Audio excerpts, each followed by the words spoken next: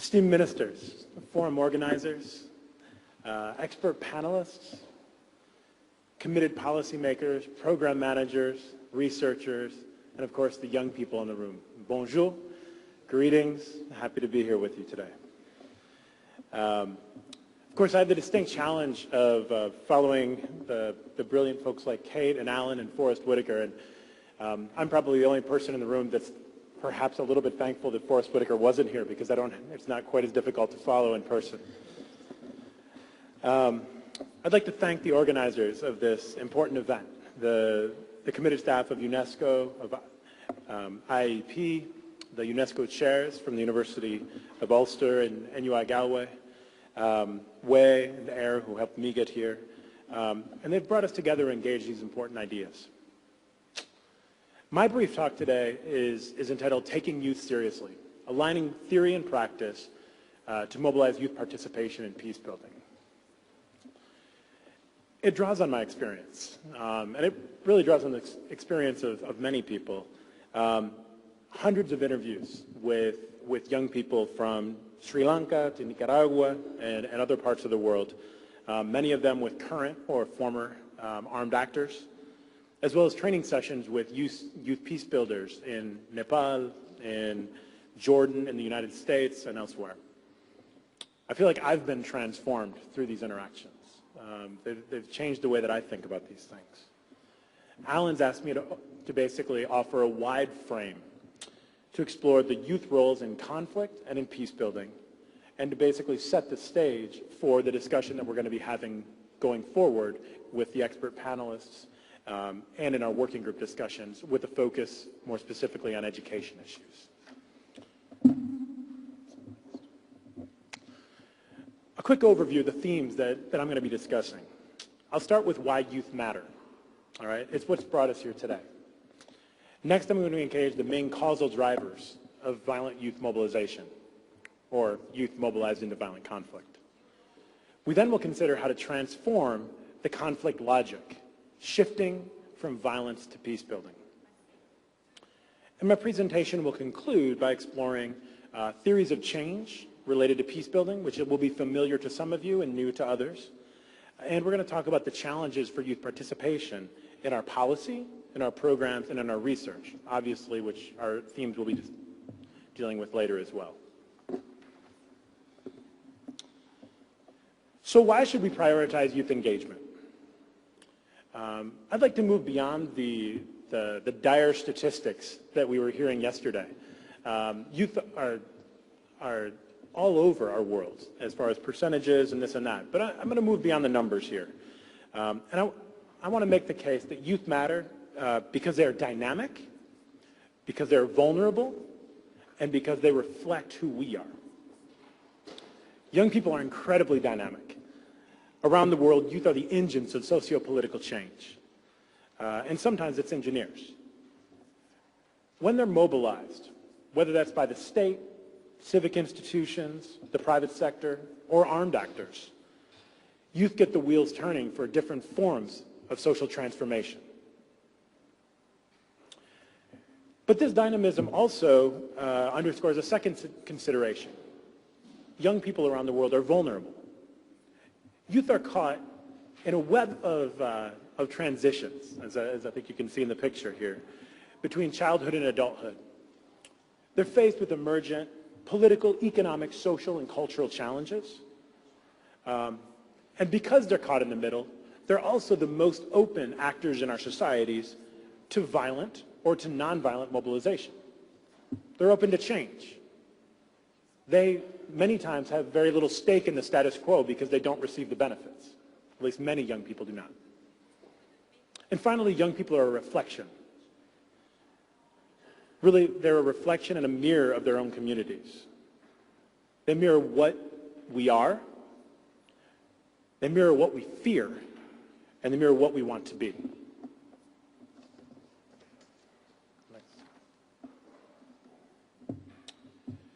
Across the globe, young people, represented by a smattering of youth in the room here, face dichotomies as they try to navigate their community relationships. Youth interests and initiatives are very often ignored by policymakers, by elder community members, and even by us who are academics. And then when youth challenge the status quo, whether violently or non-violently, their role is often demonized. And this situation is even more pronounced in zones of conflict and post-conflict. Often youth are expected to play a passive victim role, seen but not heard. And if not, they risk being demonized as perpetrators. I think that all of us have seen this within conflict zones. But many young people transcend these simplistic roles. In conflict situations, youth shift between these and other identities. Many times they take action to improve what they understand as their life circumstances, and sometimes for social transformation. Life is complex, and it is important for us to remember that vulnerable young people are not one-dimensional.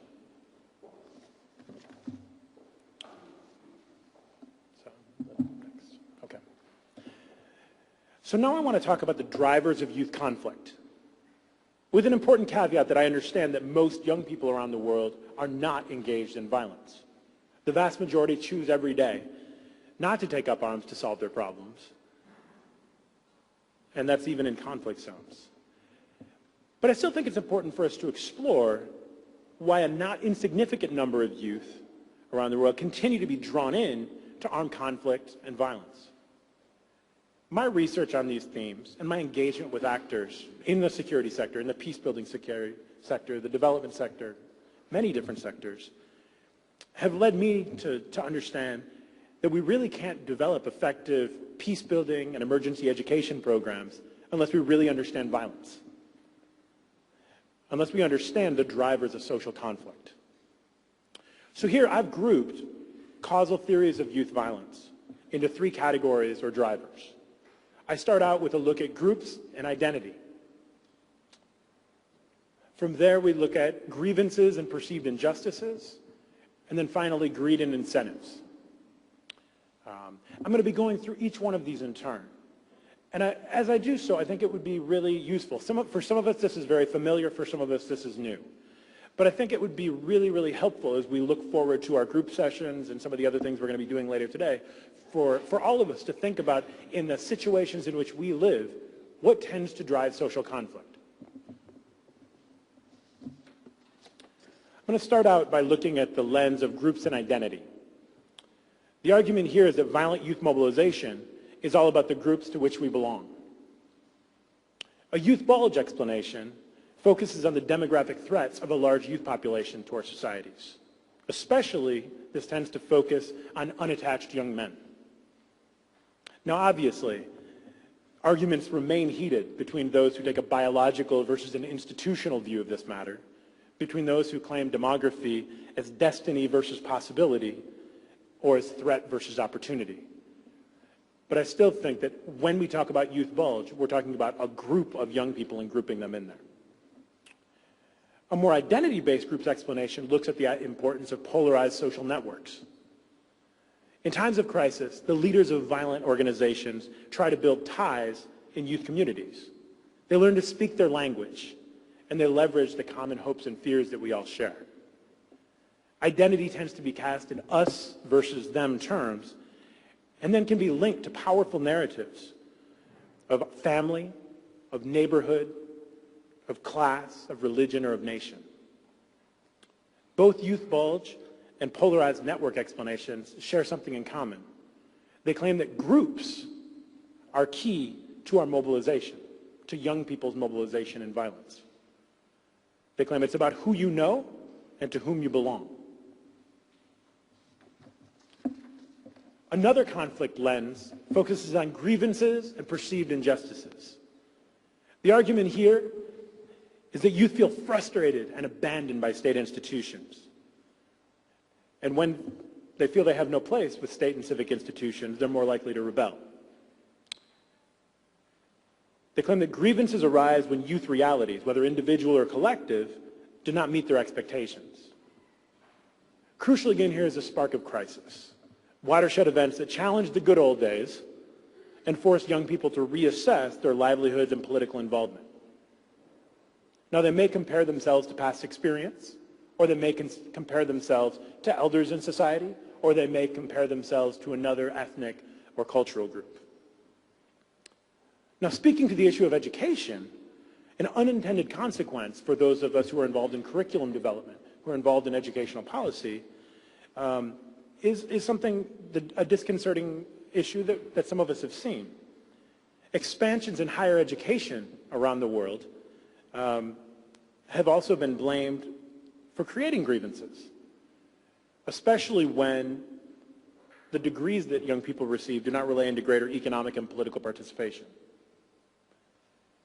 According to this lens, the grievances and injustice, the grievances are a matter of failed expectations as much as absolute poverty or oppression per se. And I think that's important for us to keep in mind. All right, next. The final conflict lens, greed and incentives, looks at the opportunity structures for mobilization. In this view, youth join violent groups based on the rewards for their participation and the fear of coercion if they don't do what they're supposed to do. Now, incentives vary for the recruits into violent networks. It could be financial gain and war booty. It could be status and a sense of belonging. It could be skill building and social capital. It could even be survival for coerced or kidnapped youth. But in any case, there are new barriers for exit once young people are involved, and I think that's an important thing. Most economists favor this greed and incentives explanation for civil wars, claiming that grievances and group dynamics vastly overpredict conflict. All right. So now we're going to get participative here. All right, I'm going to wake everyone up. What do you think? If you had to choose one of these three lenses, which is the most compelling to explain conflict in the situations that you're most familiar? All right? I told you there's going to be participation. So, in just a minute or so, less than a minute, I'm going to ask each one of you to show the rest of the community here which of these factors you think drives. So, we're going to do a little motion, and we're going to be participative here. If you believe it's groups and identity that drives conflict in your situation, I want you to show that it's about groups and identity. So you're going to kind of hug yourself. If you think that it's grievances and perceived injustice, you're going to raise your fist. All right? And if you think it's greed and incentives, I want you to show me the money. Okay? So, I'm going to count to 3. 1, 2, 3. Show me what it is. Okay. All right. We look around the room. Look around the room. A lot of differences here. Okay, you can quit participating now. All right. Thank you. In most conflict situations, there are one or two dominant drivers of conflict, and this can shift across time and across sector. But I think it's important, and I think the case that I'm going to be making today is, in understanding your particular context, it's important for us to understand what drives violence for us to move toward sustainable peace building. So to respond to mobilization dynamics and to address the adverse effects of violent conflict, it makes sense to develop clear theories of change. Now, how many of us here are familiar with theories of change? All right, some of us. Great. Theories of change reveal the underlying assumptions that guide our interventions, whether in peace building, development, education, or other fields. Think of it this way. If we try this action, if we take this approach, then we expect this outcome. Well-aligned theories of change promote coordination, and they really offer the operational why and how to move us from basically just dreaming about change to reflective action and implementation. In the words of Church and Rogers, program effectiveness is tied to a clear understanding of the ways that change takes place in the particular context. All right? The way that change happens. This is also clear for policy and research effectiveness. Our theories of change should reflect the context in which we live. Now, we've already talked about the drivers of conflict, but too often our programming does not match the situation on the ground. We need to transform the logic of youth mobilization, shifting from the drivers of violence to opportunities for peace building. Colleagues at Search for Common Ground, including Saji, who's on this next panel, highlight how just a 5-degree shift, we actually don't need to go 180 degrees.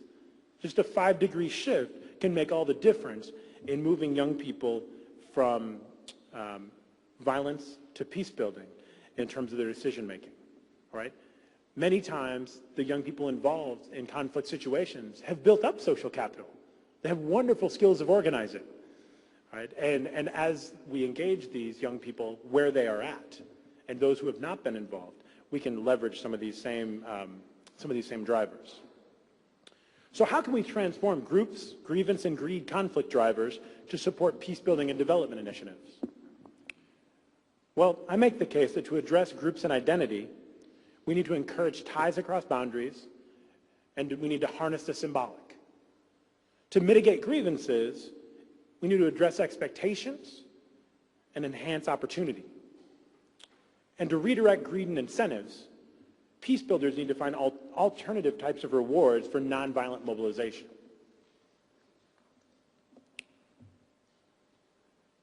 I'm going to now talk about specific theories of change for each one of these categories.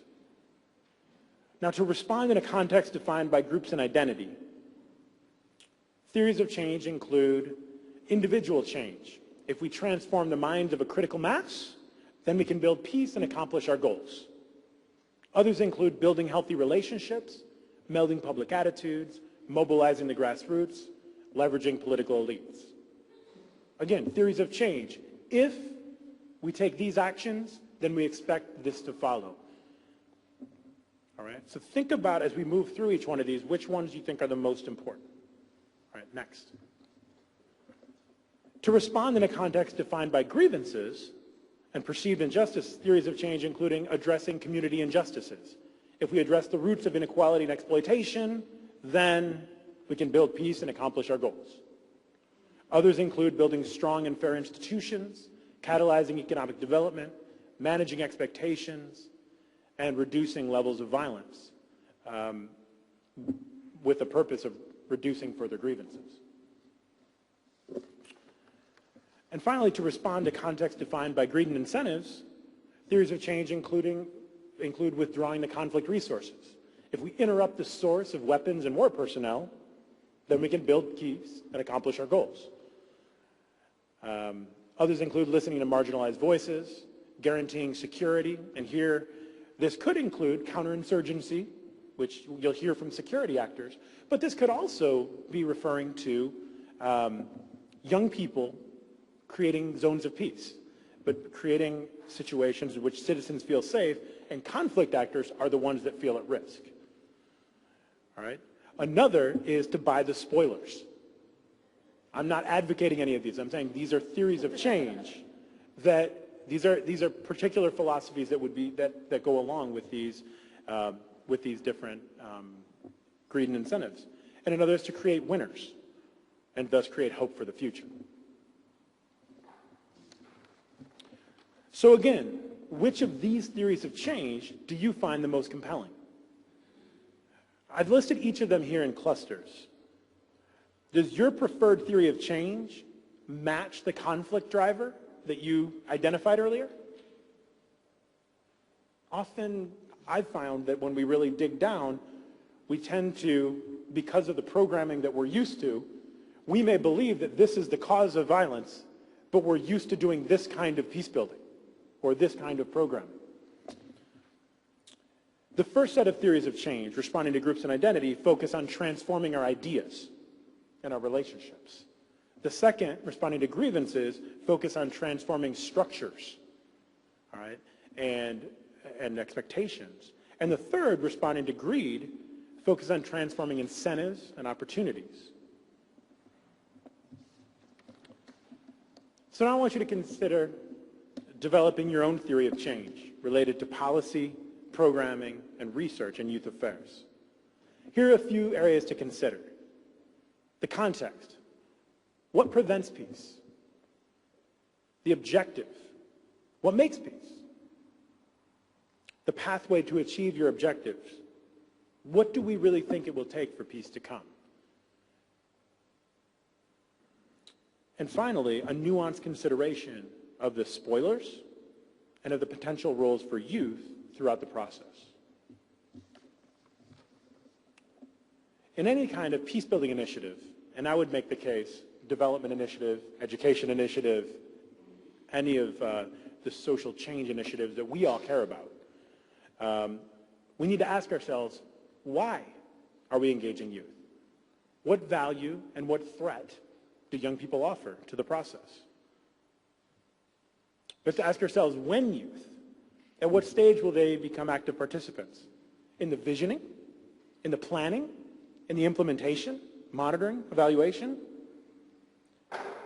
I think that we need to move beyond romantic notions and really consider the extent to which all of us are really willing to consider planning with youth, as this program is entitled.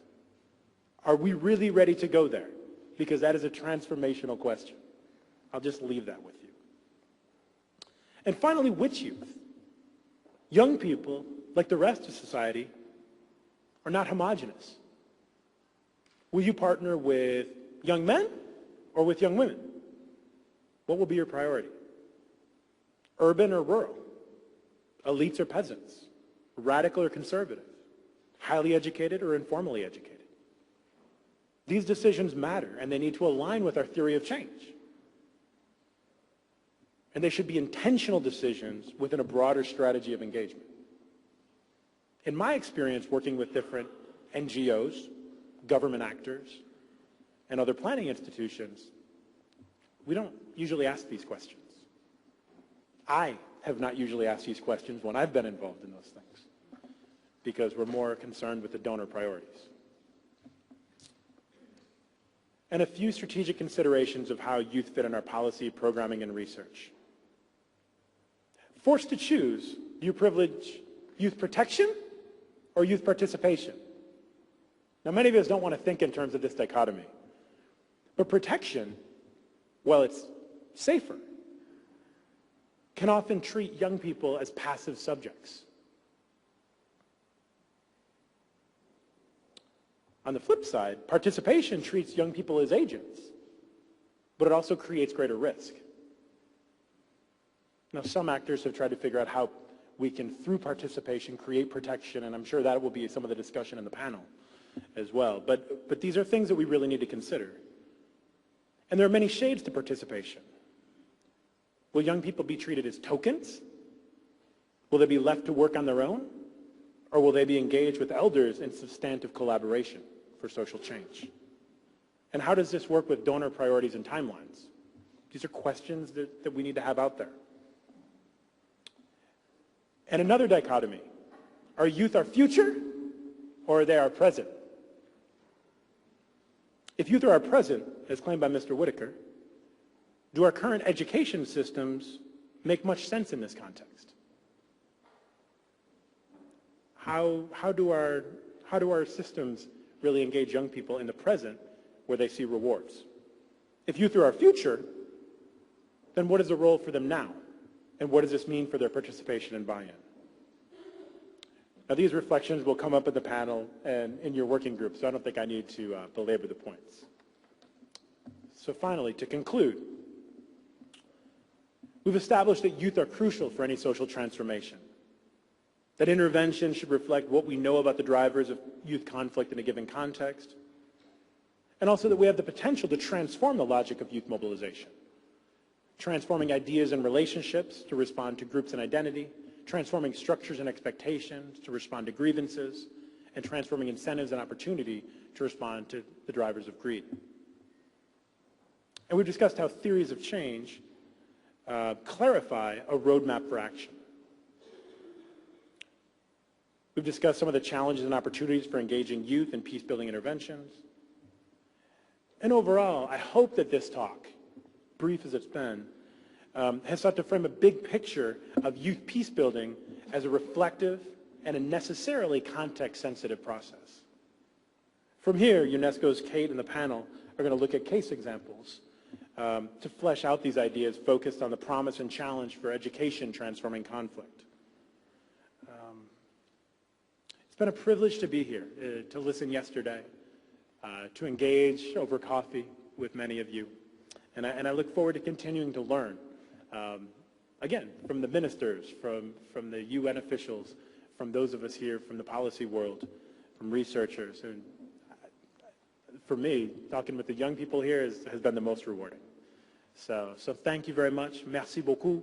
And feel free to contact me if I can be of any help or if you have any comments or questions. So thank you very much.